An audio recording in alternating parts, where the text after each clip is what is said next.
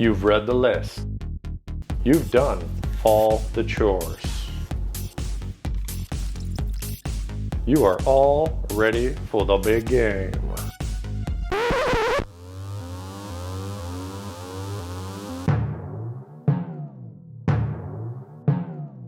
So it's only going to take a few minutes over a couple days to get this horrible looking baseboard repaired and looking brand new. So what we're going to need to get that done, you're going to need some sandpaper.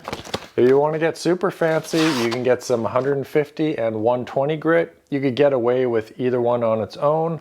Then we'll need some wood glue. This is type Bond 2. Any kind of wood glue will work for this. And then you're gonna need some wood filler. I like this stuff from the Home Depot. It comes in a squeeze tube. It's Elmer. This stuff's natural. They also make it in white, which would probably work well for white baseboards. You want to avoid using Drydex for like a corner baseboard repair. Because what happens with Drydex, it's quite crumbly. Like you see, I can just crumble that right off with my fingernail. You come over to the wood filler and it's just, ow. that hurt my thumbnail. It's hard. So before you get rolling with the filler on a repair like this, you have to remove or sand away any of the loose impediments here. Because if you just fill over top of them, they're just going to crumble off. So what you want to do is, I got the 120 grit sandpaper here. And the first step is just see if it'll sand off nicely. And this is sanding off pretty good. So you'd want to sand that off. You could take an X-Acto knife and chop some of the little fuzzy bits off as well. Yeah, you just want to make sure there's no protrusions there. That's looking good. And then you might want to just wipe that off with a little, not a wet rag, but just slightly damp.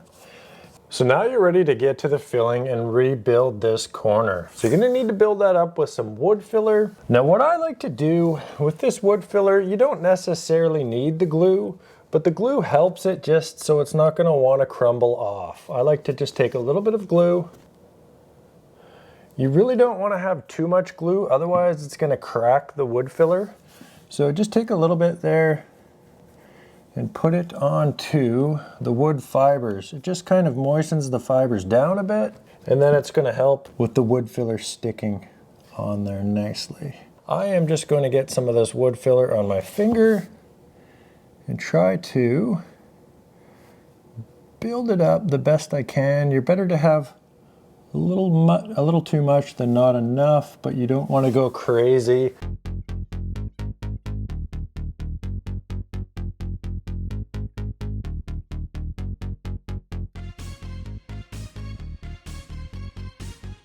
So that's one coat on there. It's not, it's not a work of art. We're gonna have to sand it to match the existing profiles. So it's on there pretty good. I'm gonna go ahead and hit the other little defects around here and then let it dry.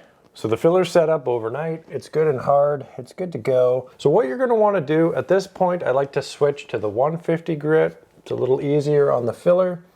You're going to want to cut up some various shapes and sizes. Depending on the profile, it's a bit of trial and error. So now the key to when you're sanding this stuff is you want to get the sandpaper riding on the profile surface and then coming away. You don't want to just start sanding back and forth, because what ends up happening is you just wear the filler down way too quickly that way. Sand away, you get a feel for the pressure on the fixed part of the board, and then as you come away, just nice and light. And then what you're going to want to do when it comes to the profiled section, every baseboard's going to be different, but essentially you want to just get the paper. I mean, if you had an object that you could place in there, that would work, but you can just hold the paper to kind of match up with the shape. Test it out, make sure it's running nice and smooth. Pull it away from the corner here and don't go back and forth.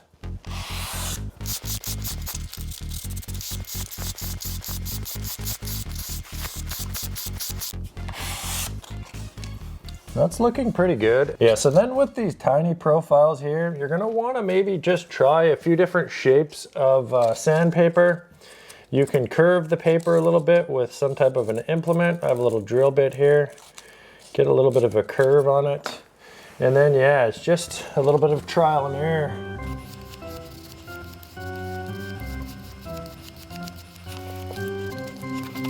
So it's all sanded up. In real time, you have to take your time. That took about like 5 minutes of concentrated sanding. I didn't think you wanted to watch all that part, so I cut it out. And now what I'm gonna do, it's looking pretty good. It's about 85-ish%. There's a couple areas on this top profile here that need to get filled in a second time.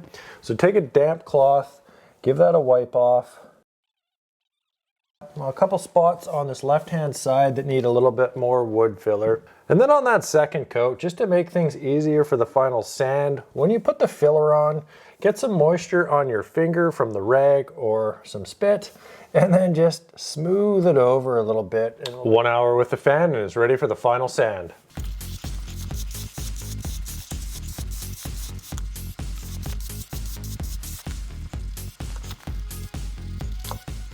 The repair's looking tremendous. You're on the 1 yard line, you're ready to score. What you don't want to do next is throw the quick slant. Otherwise, Malcolm Butler's gonna steal all of your dang dreams, like all of them.